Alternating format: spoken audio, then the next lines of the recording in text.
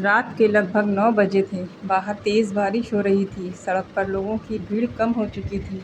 हर कोई जल्दी-जल्दी अपने घर पहुंचना चाहता था। उसी बारिश में एक लड़की बस स्टैंड पर खड़ी थी। उसके हाथ में एक छोटा-सा बैग था और चेहरे पर घबराहट साफ दिखाई दे रही थी।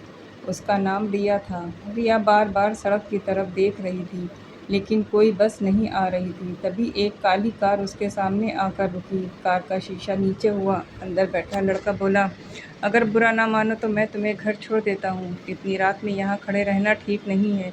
रिया ने बिना कुछ कहे उसकी तरफ देखा और मुंह दूसरी तरफ घुमा लिया। उसे अजनबियों से बात करना बिल्कुल पसंद नहीं था। लड़के ने मुस्कुरा कर कहा, डरिए मत, मैं कोई गलत इंसान नहीं हूँ। रिया ने गुस्से में जवाब दिया, आजकल हर गलत इंसान यही कहता है। इतना सुनते ही लड़का हल्का सा मुस्कुराया और कार आगे बढ़ा दी।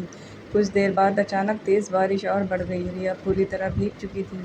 उसी समय पीछे से वही कार फिर आकर रुकी। इस बार लड़का कार से बाहर निकला। उसने अपनी छतरी रिया की तरफ बढ़ाते हुए कहा, छतरी रख लीजिए, मैं चला जाऊंगा। कम से कम आप भीगेंगी तो नहीं। रिया कुछ पल के लिए चुप रह गई। पहली बार उसे लगा कि शायद यह लड़का सच में अच्छा है, लेकिन उसने फिर भी छतरी लेने से मना कर दिया। लड़का मुस्कुराया, ठीक है, लेकिन अगर आपको कुछ हो गया तो मुझे बुरा लगेगा।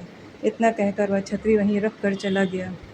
रिया उसे जाते हुए देखती रह गई। उसे नहीं पता था जिस लड़के को वह आज अजनबी समझ रही थी, वही कुछ दिनों बाद उसकी ज़िंदगी का सबसे बड़ा सहारा बनने वाला था। लेकिन किस्मत ने उसके लिए कुछ एक ऐसा इम्तिहान लिखा था, जिसे सुनकर हर किसी की आंखें नम हो जाएंगी। सुबह रिया की आंख खुली तो सबसे पहले उसकी नज़र उस छतरी पर पड़ी, जो कल रात वही लड़का उसके लिए छोड़ गया था। रिया कुछ देर उसे देखती रही। उसके मन में बार बार वही चेहरा घूम रहा था। वह खुद से बोली, अजीब लड़का था, आजकल बिना मतलब कौन किसी की मदद करता है।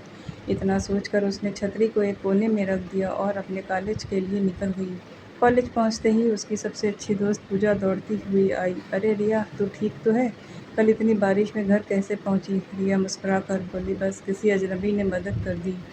पूजा तुरंत हंसने लगी। वाह, लगता है कहानी शुरू हो गई। रिया ने उसके हल्का सा धक्का दिया। पागल है क्या? मैं उसे जानती तक नहीं। दोनों बातें करते हुए क्लास की तरफ बढ़ गई। उधर वही लड़का अपनी कार पार्क करके कॉलेज के अंदर आया। उसका नाम आरव था। वह इसी कॉलेज में नया लेक्चरर बनकर आया था। कॉरिडोर में चलते चलते उसकी नज़र अचानक रिया पर पड़ी। रिया ने भी उसे देख लिया। दोनों की नज़रें मिली, लेकिन अगले ही पल रिया ने अपना चेहरा दूसरी तरफ घुमा लिया। आरव बस हल्का सा मुस्कुरा दिया। कुछ देर बाद उसकी क्लासें शुरू हुई।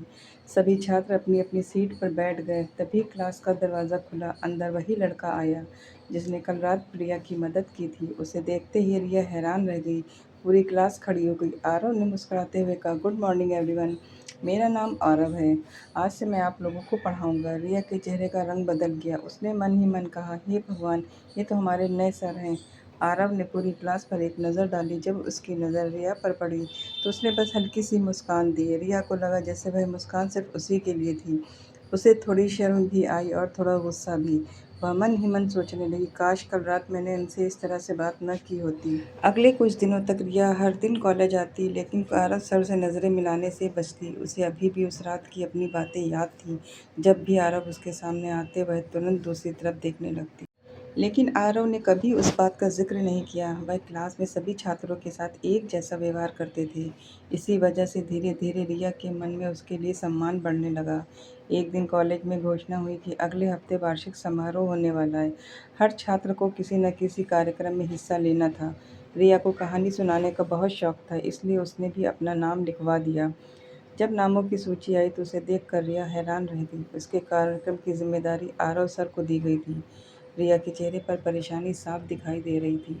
उसने मन ही मन कहा, हे भगवान, अब तो रोज़ इनसे मिलना पड़ेगा। शाम को रिहर्सल शुरू हुई। रिया स्टेज पर खड़ी थी, लेकिन घबराहट की वजह से उससे एक भी लाइन ठीक से नहीं बोली जा रही थी।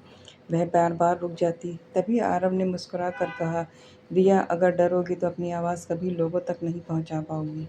पहले खुद पर भरोसा करो। रिया ने पहली बार उनकी बात ध्यान से सुनी। उसने गहरी सांस ली और फिर पूरी कहानी एक ही बार में पूरी सुना दी। पूरा हाल तौलिए से गूंज उठा। रिया खुद भी हैरान थी। स्टेज से उतरते समय आरव ने कहा, देखा, मुश्किल सिर्फ तुम्हारे मन में थी, तुमने हुनर में कोई कमी नहीं है। रिया पहली बार मुस्कुरा दी। धीरे धीरे दोनों के बीच बातचीत शुरू हो गई। रिया अब उन्हें सिर्फ एक शिक्षक नहीं बल्कि एक अच्छे इंसान के रूप में देखने लगी थी। लेकिन उसे नहीं पता था कि आरव अपनी ज़िंदगी का एक ऐसा राज छुपाए हुए है जो अगर सामने आ गया तो शायद दोनों हमेशा के लिए एक दूसरे से दूर हो जाएंगे। अगले दिन कॉलेज का माहौल हमेशा की तरह चहल पहल से भरा हुआ था। रिया लाइब्रेरी में बैठी अपनी कहानी की तैयारी कर रही थी। तभी उसके दोस्त पूजा भागती हुई आई और रिया, सोना तूने? आरव सर अगले महीने ये कॉलेज छोड़ने वाले हैं। रिया के हाथ से किताब नीचे गिर गई। क्या? लेकिन क्यों? पूजा ने कंधे उचकाते हुए कहा, किसी को ठीक से नहीं पता। सब बस यही कह रहे हैं कि उन्हें कहीं और नौकरी मिल गई है। पूजा चली गई लेकिन रिया वहीं बैठी रह गई। उसका मन अचानक बेचैन उठा। उसे समझ नहीं आ रहा था कि आखिर उसे इतनी तकलीफ क्यों हो रही है। उसी शाम कॉलेज से घर लौटते समय अचानक तेज़ बारिश शुरू हो गई। रिया बस स्टैंड पर खड़ी थी। तभी पीछे से एक आवाज़ आई, लगता है आज फिर बारिश ने हमें मिला दिया। रिया ने पलट कर देखा। आरव मुस्कुरा रहे थे। इस बार रिया भी हल्का सा मुस्कुरा दी। आरव ने कहा, आइए मैं आपको घर छोड़ देता हूँ, इस बार मना मत कीजिएगा। कुछ पल सोचने के बाद रिया कार में बैठ गई। रास्ते भर दोनों चुप रहे। फिर आरव ने धीरे से पूछा, रिया क्या तुम मुझसे नाराज़ हो? रिया ने हैरानी से पूछा, नाराज़ नहीं तो? आरव मुस्कुराए, फिर तुम मुझसे नज़रें क्यों चुराती हो? रिया थोड़ा झेप गई। वह धीरे से बोली, उस रात मैंने आपसे बहुत बुरा व्यवहार किया था, उसके लिए मुझे माफ़ कर दीजिए। आरव हंस पड़े। अगर मैंने उसी बात को दिल पर ले लिया होता तो शायद आज हम दोस्त भी नहीं बन पाते। रिया पहली बार खुलकर मुस्कुराई। उसे महसूस हुआ कि आरव सिर्फ अच्छे शिक्षक ही नहीं बल्कि बहुत अच्छे इंसान भी हैं। लेकिन उसी समय सड़क के किनारे एक काली कार खड़ी थी। उस कार में बैठा एक आदमी लगातार आरव और रिया को देख रहा था। दोनों की एक तस्वीर खींची और किसी को अब कहा, आपने जो कहा वही हो गया है। दोनों अब काफ़ी करीब आ चुके हैं। फ़ोन के दूसरी तरफ से सिर्फ एक ही बात सुनाई दी, अब समय आ गया है आरव को उसकी सबसे बड़ी सज़ा देने का। कार तेज़ी से वहाँ से निकल गई। रिया और आरव को ज़रा भी अंदाज़ा नहीं था कि उनकी ज़िंदगी पे एक बहुत बड़ा तूफ़ान आने वाला है। अगले दिन रिया बहुत उसने देखा कि आरव सर क्लास में नहीं आए तो पूरे दिन उसका मन पढ़ाई में नहीं लगा। बार बार यही ख्याल आ रहा था कि क्या बात है, सर आज क्यों नहीं आए। शाम को उसने हिम्मत करके आरव को फ़ोन किया। फ़ोन काफ़ी देर तक बजता रहा। फिर दूसरी तरफ से धीमी सी आवाज़ आई, हेलो। रिया ने राहत की सांस ली। सर आप ठीक हैं? आज कॉलेज में कुछ चुप रहे, फिर थोड़ा बुखार है। रिया ने कहा, अच्छा अपना ध्यान रखिए, जल्दी ठीक हो जाइएगा। फ़ोन कट गया लेकिन रिया का दिल मानने को तैयार नहीं था। उसे लग रहा था कि आरव उससे कुछ छिपा रहे हैं। अगले दिन रिया सीधे कॉलेज नहीं गई। वह पहले आरव के घर पहुंची। दरवाज़ा खुला हुआ था। उसने धीरे से आवाज़ लगाई, सर मैं अंदर आ सकती हूँ? अंदर से कोई जवाब नहीं आया। धीरे धीरे कमरे से अंदर गई। कमरे में दवाइयाँ बिखरी हुई थी। टेबल पर डॉक्टर की एक रिपोर्ट रखी थी। अनजाने में रिया की नज़र उस रिपोर्ट पर पड़ गई। रिपोर्ट पढ़ते उसके पैरों तले ज़मीन खिसक गई। उसमें लिखा था, ब्लड कैंसर, तीसरा चरण। रिया की आंखों से आंसू बहने लगे। उसी समय रिया पीछे से आरव की आवाज़ आई, मैं नहीं चाहता था कि तुम्हें इस बारे में पता चले। उसमें रिया उसको पलट कर देखने लगी और उसकी आंखों में सिर्फ आंसू थे। वह रोते हुए बोली, इतनी बड़ी बात और आपने मुझे बताना भी ज़रूरी नहीं समझा। आरव हल्की सी मुस्कुराए लेकिन उस मुस्कान के पीछे बहुत दर्द था। उन्होंने धीरे से कहा, रिया कुछ रिश्ते जितने कम समय के लिए होते हैं उतने ही ज़्यादा यादें दे जाते हैं। मैं नहीं चाहता था कि तुम मुझसे जुड़ो क्योंकि मुझे पता है कि मैं ज़्यादा दिनों तक इतना कहते कहते उनकी आवाज़ रुक गई। रिया ने तुरंत उनके मुंह पर हाथ रख दिया। बस अब एक शब्द भी मत कहिए, जब तक मैं हूँ आपको कुछ नहीं होगा। आरव की आंखें भी नम हो गईं लेकिन उन्हें नहीं पता था कि कमरे के बाहर खड़ा वही रहस्यमयी आदमी उनकी सारी बातें सुन चुका था। उसने जेब से फ़ोन निकाला और मुस्कुराते हुए कहा, खेल और भी दिलचस्प होगा। रिया उस दिन घर तो लौट आई लेकिन पूरी रात उसे नींद नहीं आई। बार बार आरव की बातें उसके कानों में गूंज रही थीं। मैं नहीं चाहता था कि तुम मुझसे जुड़ो। रिया ने उसी रात फैसला कर लिया, अब चाहे जो हो जाए मैं आरव सर का साथ कभी नहीं छोड़ूंगी। अगले दिन रिया फिर आरव के घर पहुंची। इस बार उसके हाथ में दवाइयाँ, फल और घर का बना खाना था। दरवाज़ा खुला था। आरव हैरान रह गया। रिया तुम्हें आने की क्या ज़रूरत थी? रिया मुस्कुराई और बोली, ज़रूरत थी क्योंकि अब आपकी देखभाल करने वाला कोई तो होना चाहिए। आरव कुछ नहीं बोले, बस चुपचाप उसे देखते रहे। शायद पहली बार किसी ने उन्हें इतना अपना महसूस कराया था। उसी समय दरवाजे की घंटी बजी। आरव ने दरवाज़ा खोला। सामने एक लगभग 55 साल का आदमी खड़ा था। उसे देखते ही आरव का चेहरा उतर गया। रिया ने पूछा, सर ये कौन है? आरव धीमी आवाज़ में कहा, "ये मेरे बड़े भाई हैं।" उस आदमी का नाम विक्रम था, लेकिन उसके चेहरे पर भाई जैसा अपनापन नहीं था।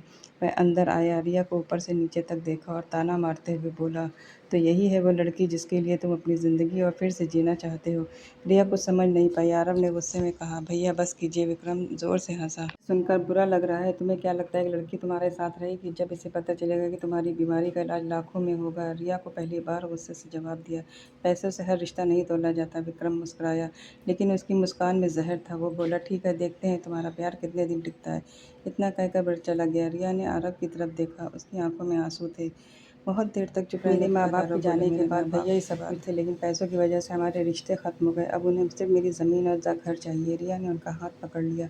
"अब आप अकेले नहीं हैं।" आरव ने पहली बार बिना कुछ कहे रिया का हाथ थाम लिया। दोनों की आंखों में एक दूसरे के लिए भरोसा साफ दिखाई दे रहा था, लेकिन उन्हें नहीं पता था विक्रम ने उनके खिलाफ एक ऐसी चाल चल दी है जिससे अगले ही दिन पूरा कॉलेज रिया पर उंगली उठाने वाला था। अगली सुबह रिया जैसे ही कॉलेज पहुंची, उसे लगा आज कुछ अलग है। कॉरिडोर में खड़े सभी छात्र उसे देखकर धीरे-धीरे बातें कर रहे थे। कोई हंस रहा था तो कोई उसे अजीब नज़रों से देख रहा था। रिया को कुछ भी समझ नहीं आया। वह सीधे अपनी क्लास की तरफ बढ़ गई। तभी उसकी दोस्त पूजा दौड़ती हुई आई और चेहरे पर घबराहट साफ दिखाई दे रही थी। "रिया, तूने सोशल मीडिया देखा?" रिया ने हैरानी से पूछा। "नहीं, क्यों?" पूजा ने काँपते हाथों से अपना मोबाइल उसके सामने कर दिया। मोबाइल स्क्रीन देखते ही रिया के होश उड़ गए। उसमें उसकी और अरब सर की वही तस्वीर थी जो कुछ दिन पहले कार में बैठते समय किसी ने चोरी-छिपे खींची थी। तस्वीर के नीचे लिखा था, "कॉलेज के नए सर और छात्रा के बीच चल रहा प्रेम प्रसंग।" के हाथ काँपने लगे। उसकी आँखों से आँसू निकल आए। कुछ ही देर में ये थोड़ी देर बाद प्रिंसिपल ने रिया और आरव दोनों को अपने ऑफिस में बुलाया। ऑफिस में घुसते ही प्रिंसिपल ने गुस्से में कहा, "ये सब क्या हो रहा है?" आरव शांत आवाज़ में बोले, "नहीं बताती, किसी ने जानबूझकर हमें बदनाम किया है।" लेकिन प्रिंसिपल के पास भी कोई जवाब नहीं था। उन्होंने सिर्फ इतना कहा, "जब तक जांच पूरी नहीं होती आप कॉलेज मत आइएगा।" ये सुनते ही रिया की आंखों में आंसू बहने लगे। उसने कभी नहीं सोचा था कि उसकी इज्जत पर इस तरह सवाल उठेंगे। ऑफिस से बाहर निकलते ही रिया ने रोते हुए कहा, "सर, मेरी वजह से आपकी नौकरी चली जाएगी।" आरव ने मुस्कुराकर, "नौकरी दोबारा मिल सकती है, लेकिन किसी अपने का भरोसा टूट जाए तो वो कभी वापस नहीं आता। तुम खुद को दोष मत दो।" रिया पहली बार खुद को रोक नहीं पाई। वह फूट-फूट कर रोने लगी। उसी समय सड़क के दूसरी तरफ खड़ा विक्रम ये सब देख रहा था। उसके चेहरे पर जीत की मुस्कान थी। वह धीरे से बोला, "ये तो बस शुरुआत है, अभी आगे देखो क्या होता है।" उसे नहीं पता था कि किस्मत उसके लिए भी एक ऐसा फैसला लिख चुकी है जिसने उसकी कल्पना भी नहीं की थी। कॉलेज से निकलने के बाद रिया पूरे रास्ते रोती रही। उसके मन में बार-बार एक ही बात आ रही थी, अगर मैं आरव सर की ज़िंदगी में ना आती तो शायद उन्हें ये सब नहीं झेलना पड़ता।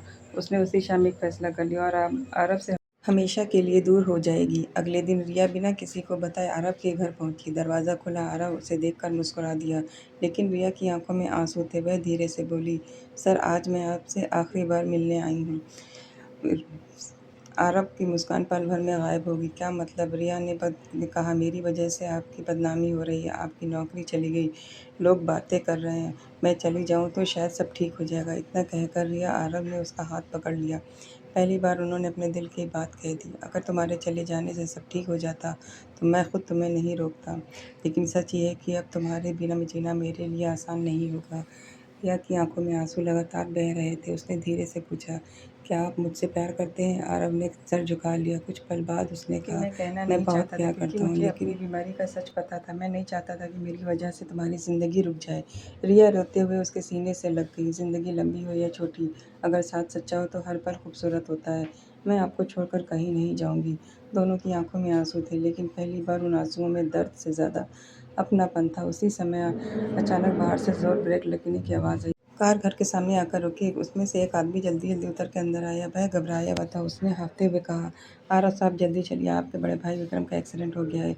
उनकी हालत बहुत गंभीर है।" ये सुनते ही आरव और रिया एक दूसरे को देखने लगे। जिस भाई ने उनकी ज़िंदगी बर्बाद करने की कोशिश की, आज वही मौत और ज़िंदगी के बीच लड़ रहा था। आरव बिना एक पल गँवाए अस्पताल की ओर भागे। रिया भी उनके साथ थी। दोनों के दिल की धड़कनें तेज़ थीं। कुछ ही देर में वे अस्पताल पहुँचे। ऑपरेशन थिएटर के बाहर डॉक्टर खड़े थे। डॉक्टर ने गंभीर आवाज़ में कहा, "मरीज़ की हालत बहुत नाज़ुक है, उसके शरीर से काफ़ी खून बह चुका है। तुरंत खून की ज़रूरत है, नहीं तो उन्हें बचाना मुश्किल होगा।" आरव ने तुरंत कहा, "डॉक्टर, मेरा खून ले लीजिए।" डॉक्टर ने जाँच की, लेकिन कुछ देर बाद सिर हिलाते हुए बोले, "माफ़ कीजिए, आपकी तबीयत पहले से ही ठीक नहीं है। आप खून नहीं दे सकते।" आरव की आँखें भर आईं। जिस भाई ने उन्हें हमेशा दुःख दिया, आज उसे बचाने के लिए भी वह कुछ नहीं कर पा रहे थे। तभी रिया आगे बढ़ी, "डॉक्टर साहब, मेरा टेस्ट कीजिए, अगर मेरा ब्लड ग्रुप मिलता है तो मैं खून दूँगी।" कुछ देर बाद रिपोर्ट आई। डॉक्टर मुस्कुराए, "भगवान का शुक्र है, ब्लड ग्रुप मैच हो रहा है।" बिना रिया बिना एक पल सोचे ब्लड देने चली गई। आरव दूर खड़े उसे देखते रहे। उनकी आंखों में गर्व था और दिल में एक ही बात, जिस लड़की को मैंने अपनी ज़िंदगी से दूर रखना चाहा, वही आज मेरे परिवार को बचाने के लिए खड़ी है। करीब 2 घंटे बाद ऑपरेशन सफल रहा। डॉक्टर बाहर आए और बोले, अब खतरा टल गया है, मरीज कुछ देर में होश में आ जाएगा। ये सुनकर आरव ने राहत की सांस ली। उन्होंने रिया की तरफ देखा। रिया मुस्कुरा रही थी, लेकिन ब्लड देने की वजह से उसके चेहरे पर हल्की सी कमजोरी साफ दिखाई दे रही थी। आरव ने धीरे से उसका हाथ पकड़कर कहा, आज सिर्फ तुमने मेरे भाई की जान नहीं बचाई, बल्कि मुझे यह भी सिखा दिया कि सच्चा प्यार बदला लेना नहीं बल्कि माफ़ करना जानता है। रिया की आंखें नम हो गईं, लेकिन उन्हें नहीं पता था कि विक्रम होश में आते ही एक ऐसा सच बताने वाला है जिसे सुनकर आरव की पूरी दुनिया हिल जाएगी। अगली सुबह विक्रम को होश आ चुका था। आरव और रिया उसके कमरे के बाहर खड़े थे। डॉक्टर ने कहा, अब आप लोग इनसे मिल सकते हैं, लेकिन ज़्यादा देर तक बात मत कीजिए। आरव धीरे धीरे कमरे के अंदर गए। विक्रम ने जैसे ही उन्हें देखा, उसकी आंखों से आंसू बहने लगे। कांपती हुई आवाज़ में उसने कहा, आरव, मुझे माफ़ कर दो। आरव चुपचाप उसके पास खड़े रहे। विक्रम बोले, मैं हमेशा तुमसे जलता रहा। मुझे लगता था कि माँ पापा तुमसे ज़्यादा प्यार करते थे। उनके जाने के बाद भी मैं तुम्हें अपना भाई नहीं समझ पाया। पैसों और ज़मीन के लालच में मैं इतना अंधा हो गया कि तुम्हारी खुशियाँ छीनने पर उतर आया। उसकी आवाज़ भरा गई। कॉलेज में तुम्हें बदनाम करने वाली तस्वीरें मैंने ही वायरल करवाई थी। मैंने सोचा था कि रिया तुम्हें छोड़कर चली जाएगी और तुम बिल्कुल अकेले हो जाओगी। यह सुनकर रिया की आंखें भर आईं, लेकिन अगले ही पल विक्रम ने रोते हुए कहा, जिस लड़की को मैं तुम्हारी दुश्मन बनाना चाहता था, उसी ने आज मुझे अपना खून देकर मेरी नई ज़िंदगी दी है। मैं ज़िंदगी पर उसका एहसान नहीं चुका पाऊंगा। कमरे में कुछ पल के लिए सन्नाटा छा गया। फिर आरव आगे बढ़े और अपने बड़े भाई को गले लगा लिया। दोनों भाई फूट-फूट कर रोने लगे। रिया की आंखों से भी आंसू बह रहे थे। कुछ महीने बाद आरव का इलाज शुरू हो चुका था। डॉक्टरों की मेहनत और दवाइयों का असर धीरे-धीरे दिखाई देने लगा। विक्रम पूरी तरह बदल चुका था। वह हर दिन अपने छोटे भाई का ध्यान रखता और रिया को अपनी बेटी की तरह सम्मान देता। एक दिन घर के आंगन में छोटा-सा कार्यक्रम रखा गया। विक्रम ने सबके सामने रिया का हाथ आरव के हाथ में रखते हुए कहा, बेटा, आज से तुम सिर्फ इस घर की बहू नहीं, इस परिवार की मुस्कान हो। रिया की आंखों में खुशी के आंसू बहने लगे। आरव ने मुस्कुराकर कहा, उस दिन बारिश में तुमने मेरी छतरी लेने से मना कर दिया था, लेकिन आज भगवान ने पूरी ज़िंदगी तुम्हारे साथ बिताने का मौका दे दिया। रिया हंस पड़ी। शायद कुछ मुलाकातें ऊपर वाला पहले ही लिख कर भेजता है। दोनों एक दूसरे का हाथ थामे खड़े रहे। आसमान में हल्की हल्की बारिश फिर शुरू हो गई, बिल्कुल उसी दिन की तरह जिस दिन पहली मुलाकात हुई थी। सीख, रिश्ते भरोसे से बनते हैं, प्यार से निभते हैं और माफ़ी से हमेशा के लिए जुड़ जाते हैं। अगर दिल साफ हो तो नफ़रत भी एक दिन प्यार में बदल जाती है। आप सभी को अगर वीडियो पसंद आई तो लाइक करें और अपनी राय कमेंट में ज़रूर लिखें। ऐसी ही नई कहानियों के लिए कहानी अर्शी की चैनल को सब्सक्राइब करें। और अगर आपको पढ़ने का भी बहुत शौक है तो मेरे प्रतिलिपि ऐप पर भी इस कहानियों को आप मज़ा ले सकते हैं। अल्लाह हाफ़िज़।